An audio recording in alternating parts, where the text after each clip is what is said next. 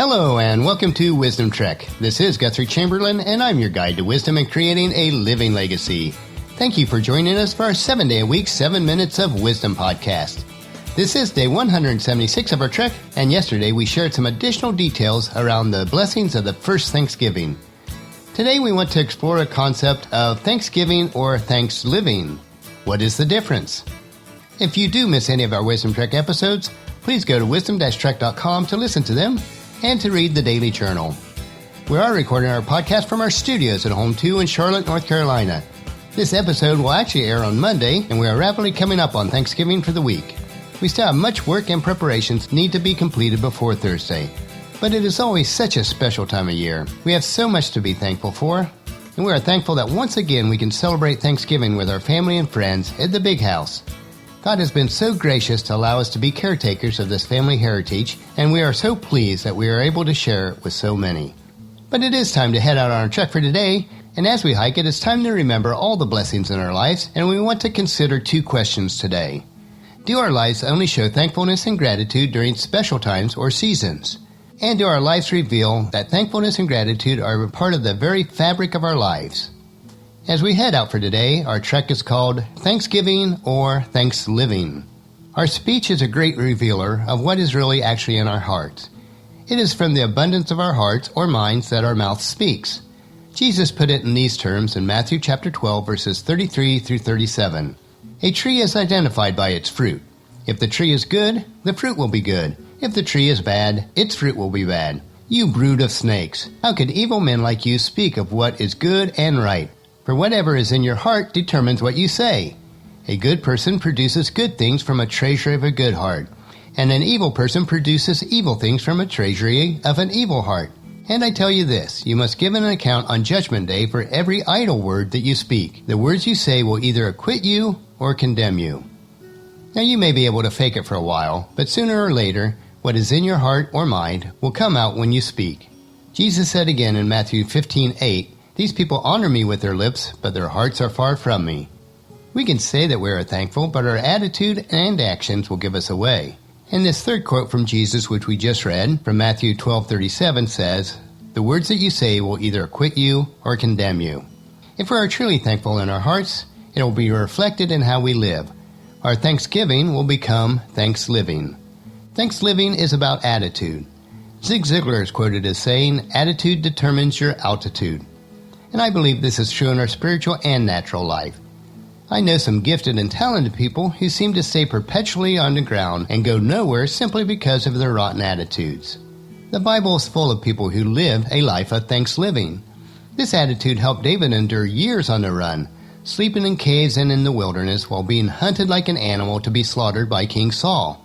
Instead of becoming a victim or an old sourpuss, David allowed God to use all this to make him into one of the greatest kings that ever walked on earth.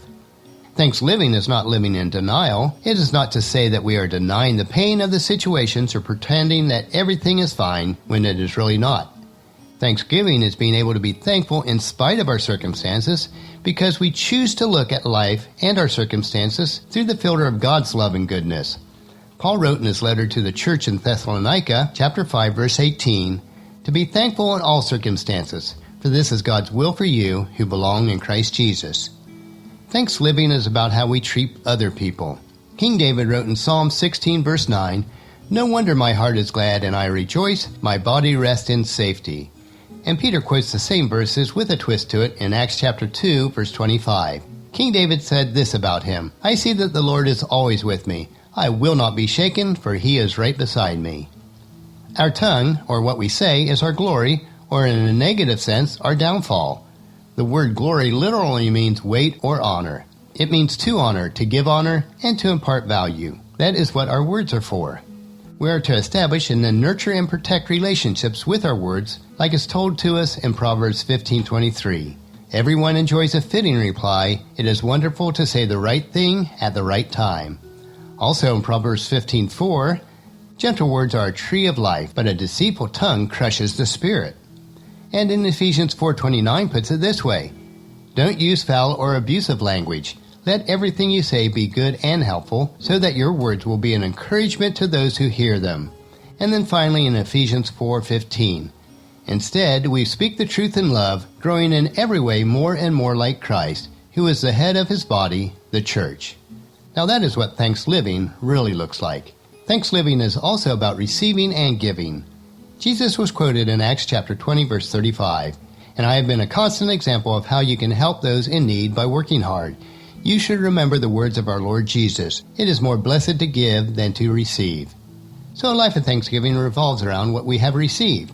Being daily conscious of all Christ has already given us, focusing on what God is doing rather than what he is not doing, will cause our hearts to overflow with generosity. Ann Voskamp captures it so well in this quote. Thanksgiving only becomes thanks-living when joy in the blessing given from above overflow into blessings given all around. Thanksgiving only becomes thanks-living when the thanks for his vertical, coming down grace is expressed as horizontal, reaching out grace. And thanksgiving only becomes thanks-living when thanksgiving to God overflows into the joy of giving. May our thanksgiving truly become thanks-living.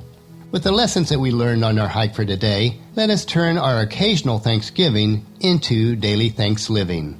And one way to do this is to encourage your family and friends to join us each day and then come along with us tomorrow for another day of Wisdom Trek, Creating a Legacy, as we continue our trek to focus on how wise it is to be thankful in a series of short and inspiring stories and concepts. That will finish our podcast for today. Remember to listen to your daily dose of wisdom at wisdom-trek.com or subscribe at any of the social media channels. Please share Wisdom Trek with your family and friends through email, Facebook, Twitter, or in person, and ask them to come along with us each day. If you'd like to be added to our weekly email update for Wisdom Trek, just text the word wisdom to 44222 on your phone, and you'll receive a message asking you for your email address. It's very quick and easy to do. The journal for today's trek can be found at wisdom-trek.com. Thank you so much for allowing me to be your guide, your mentor, but most importantly, I consider you my friend as I serve you through the Wisdom Trek podcast and journal each day. As we take this trek together, let us always live abundantly or fully, love unconditionally, listen intentionally, learn continuously, lend to others generously, lead with integrity, and leave a living legacy each day.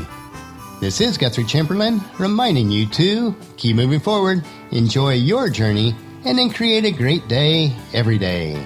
See you tomorrow.